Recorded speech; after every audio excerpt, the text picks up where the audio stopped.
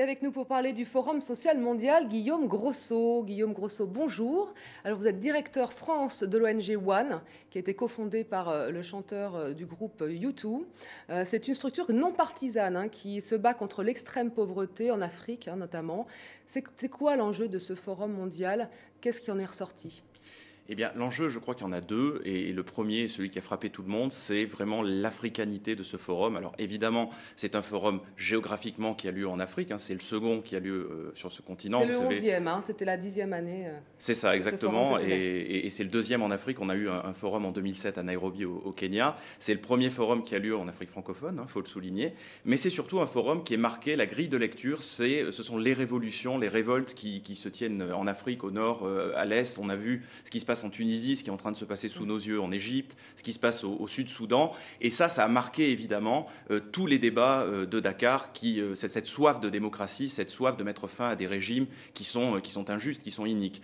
L'autre grille de lecture, c'est l'agriculture. On a vu des débats parfois houleux, une prise de position de Lula, des discussions avec le président Wade avec du Sénégal. Avec la flambée des prix des matières premières en fond de ce débat. Exactement. Et la vraie question, c'est la question de l'autosuffisance alimentaire. Alors on sait que l'Afrique, malheureusement, n'est pas encore autosuffisante. Il n'y a pas encore eu cette révolution verte jusqu'au bout, comme elle a eu lieu, par exemple, en Asie.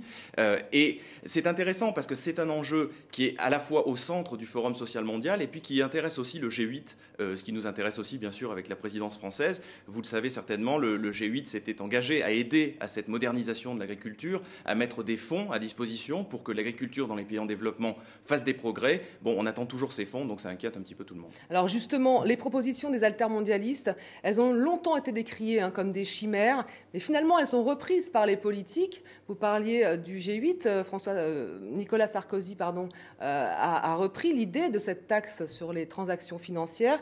Est-ce qu'elles ont des chances d'être appliquées un jour, ces idées? Alors vous savez, écoutez le discours du président Sarkozy. Alors quand vous regardez ce qu'il dit par exemple au G8 et au G20, il nous dit il faut taxer les transactions financières. Ça c'est la taxe Tobin, la taxe Tobin dont on parle depuis longtemps.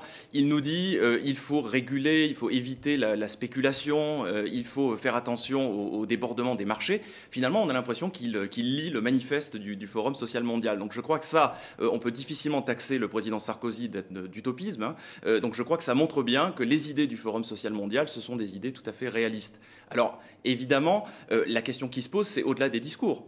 C'est une très bonne chose, je pense, que des personnalités telles que le président s'emparent de ces mots-là, mais est-ce qu'ils vont passer à l'acte? C'est l'objet notamment de nos préoccupations, et c'est pour ça que Bono... Justement, la France, qui préside le G8, le G20, Bono a écrit une lettre ouverte dans Le Monde la semaine dernière. Il demande de mettre son énergie débordante au service de la bonne cause. Quelle a été la réponse de Nicolas Sarkozy? Est-ce qu'il lui a répondu? Alors effectivement, on a la chance d'avoir Bono comme parrain chez One et sa voix porte, évidemment. Il a écrit dans cette tribune dans Le Monde, le président a répondu quasiment immédiatement. Il est allé très en détail, point par point, sur toutes les questions soulevées par Bono. On retient finalement un message, on va dire, il y a à boire et à manger. Il y a des choses très positives. Par exemple, le président s'est engagé à mener la croisade européenne pour la transparence dans les industries pétrolières et gazières. Alors de quoi s'agit-il? Vous savez qu'il y a les industries du pétrole, par exemple, qui ont ces contrats faramineux avec les pays en développement pour exploiter les ressources du sous-sol. Et on ne sait jamais très bien dans quelles conditions, on sait rarement en tout cas dans quelles conditions ces contrats sont négociés. Il y a des sommes très importantes en jeu. Et dans les pays riches en pétrole, on voit que la pauvreté, malgré tout, est quand même galopante. Donc il y a un problème de redistribution. Oui. Voilà. Eh bien, le président Sarkozy s'est engagé à légiférer au niveau de l'Union européenne pour les industries extractives. Et ça, évidemment, c'est une très bonne nouvelle. On va garder un œil là-dessus. Au chapitre des nouvelles peut-être un petit peu plus mauvaises, il y a un très gros problème au niveau de la santé. Vous savez que la vaccination, c'est un problème très grave. Un enfant sur 3, aujourd'hui en Afrique, meurt parce qu'il n'est pas vacciné. C'est quand même insensé. Des maladies évitables. C'est des maladies évitables. C'est des morts absolument inadmissibles. Une personne sur 3 meurt parce qu'elle n'est pas vaccinée. On doit vacciner tout le monde, évidemment. Le président Sarkozy nous dit qu'il va inciter d'autres pays à financer des nouvelles vaccinations, mais il nous dit aussi que la France finalement ne va pas mettre un centime de plus. Donc on espère bien sûr qu'il va mener par l'exemple. À Dakar, on l'a vu, l'ancien président brésilien Lula, on a vu aussi Martine Aubry, qui est première secrétaire du Parti socialiste français.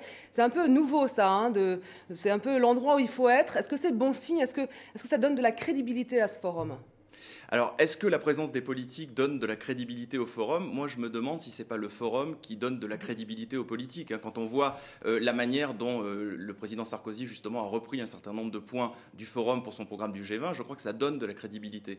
Maintenant, au-delà de ça, je pense que c'est une très bonne chose qu'il y ait des politiques qui aillent sur le terrain au Forum social mondial, parce que ça permet tout simplement aux médias de couvrir l'événement et ça permet d'apporter ces informations aux citoyens. Et je pense que c'est important que tout le monde soit informé de ce qui se passe dans ce forum. Puis la dernière chose que j'ai envie de dire, c'est que le forum, c'est un lieu de débat, c'est un lieu d'écoute, c'est un lieu où il y a plein de nouvelles idées. Et je crois que tout homme politique ou femme politique devrait aller au forum pour écouter, tout simplement. Je vous remercie d'avoir répondu à nos questions, Guillaume Grosso. Merci beaucoup. Merci.